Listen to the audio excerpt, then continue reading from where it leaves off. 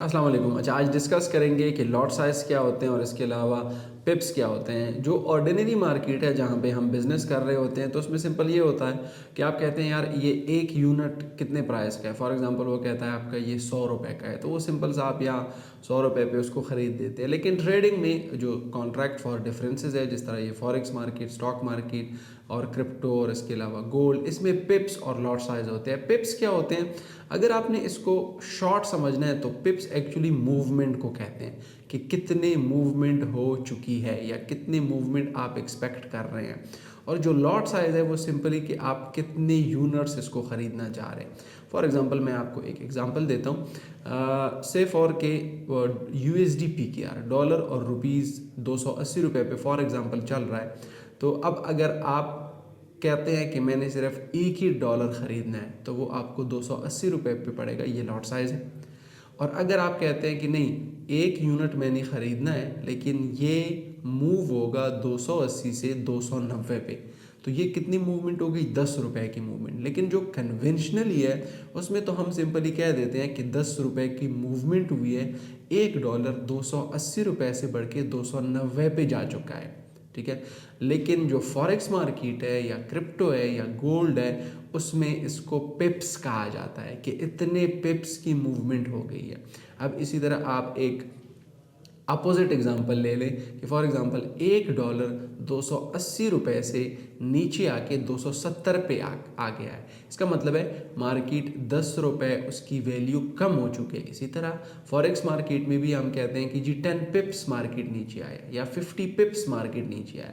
जिस तरह हम आम दुनिया में कहते हैं कि इसकी प्राइस इतनी रुपीज़ बढ़ गई है, इसी तरह हम ट्रेडिंग में कहते हैं कि इसकी इतने पिप्स मूवमेंट या बढ़ गई है, पॉजिटिव हो गई है, या इसके अलावा इतने पिप्स मार्केट नीचे आए। जिस तरह हम कहते हैं कि 10 रुपये प्राइस बढ़ गई है या 10 रुपये प्राइस कम हुए, इसी तरह हम कहते हैं कि 15 पिप्स या 20 पिप मार्केट ऊपर गई है या 20 पिप्स जो है वो मार्केट नीचे की तरफ आई है।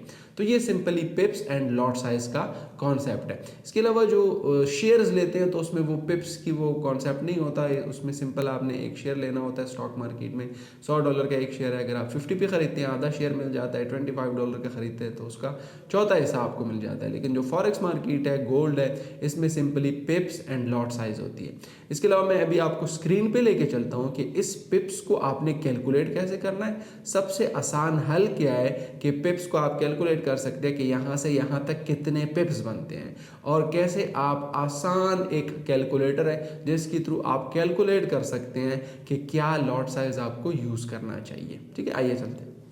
अच्छा, इन सिंपल वर्ड्स आपने पिप्स को कैसे कैलकुलेट करना है तो सबसे जो आसान तरीका है वो ये है कि ट्रेडिंग व्यू में आपके पास एक मेजरमेंट है, ये वाला। इस पे आपने क्लिक करना है, ठीक है। और आप कहते हैं यार यहाँ से यहाँ तक कितने पिप्स बनते हैं, तो यहाँ से एक क्लिक और यहाँ तक अपना दूसरा क्लिक, तो ये आप कह लेंगे कि ये 50 पिप्स है, ठीक है।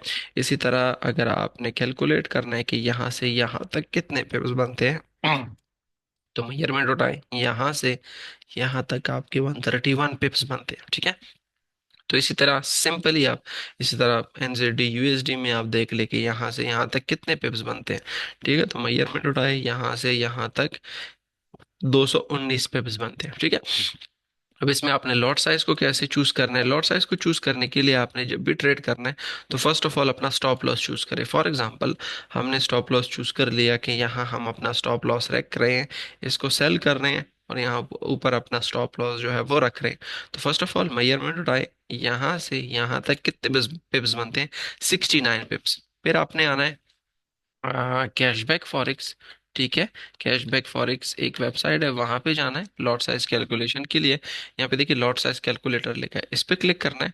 इस पे क्लिक करने के बाद दोबारा आप थोड़ा सा कंफर्म करने के लिए लॉट साइज कैलकुलेटर पे क्लिक कर लें, ताकि एक चीज़ आपने याद रखनी है कि कभी कभार यहाँ पे ये आ जाता है। तो ये देखिए पिप कैलकुलेटर है, इसको हटाने के लिए आपने क्या करना है? लॉट साइज कैलकुलेटर, ठीक है।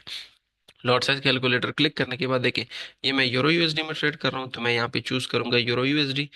फिर मैं कहता हूँ कि यहाँ से यहाँ तक कितने पिप्स बनते हैं, 69 पिप्स। मैं कहता हूँ यहाँ से यहाँ तक 69 पिप्स, यहाँ पे आपने 69 की एंट्री डाल देनी है। फिर आप अपना बैलेंस सेलेक्ट कर लें, फॉर एग्जांपल $2000। फिर या बैलेंस सेलेक्ट ना भी करे कोई मसला नहीं है, सिर्फ आपने यहाँ पे, अब देखिए यहाँ पे ज़्यादातर ये परसेंट रिस्क हुआ होगा, आपके कैलकुलेटर में इसको परसेंट की बजाय यूएसडी कर ले और यहाँ पे दे दे कि भाई मैंने $25 की ये ट्रेड लेनी है, ठीक है। तो इसका मतलब है कि यूरो यूएसडी में आप ट्रेड कर रहे हैं। अगर यूरो यूएसडी में आप सेल कर रहे हैं और मार्केट यहाँ से यहाँ तक चला गया, तो मुझसे $25 माइनस होने चाहिए, ठीक है। यहाँ पे कैलकुलेट पे क्लिक करें। कैलकुलेट पे क्लिक करने के बाद आपको बता दिया जाएगा कि आप 0.03 लॉट साइज ले लें। जब आप 0.03 लॉट साइज लेंगे, यहाँ से सेल करेंगे और मार्केट यहाँ से यहाँ तक चला जाएगा, तो आपसे इन सिंपल $25 का लॉस हो जाएगा। इसी तरह आप कहते हैं नहीं मैंने यूएसडी कैड में ट्रेड करनी है, ठीक है, और आपने बाय लगानी है, तो आप अपना मैयर कर ले यहाँ से यहाँ तक। फॉर एग्जांपल आप स्टॉप लॉस यहाँ पे लगा रहे हैं तो 160 पिप्स हो गए, ठीक है। कोई भी आप कर सकते हैं, वो डिपेंड करता है। अगर आपको पता नहीं है कि स्टॉप लॉस कहाँ पे लगाना है, टेक प्रॉफिट कहाँ पे लगाना है, तो यूट्यूब पे एक वीडियो पड़ी है हमारे चैनल में, वो आप देख सकते हैं, ठीक है। तो मैं कहता हूँ यहाँ पे आपने यूएसडी कैड करना है, ठीक है, यूएसडी कैड। यूएसडी के ऐड करने के बाद यहाँ पे आप कह दें कि 160 पिप का स्टॉप लॉस है। फिर आप यहाँ पे कह दें कि $50 की ट्रेड मैं लेने वाला हूँ, तो आपको ये कह रहा है कि आप 0.04 लॉट साइज लें।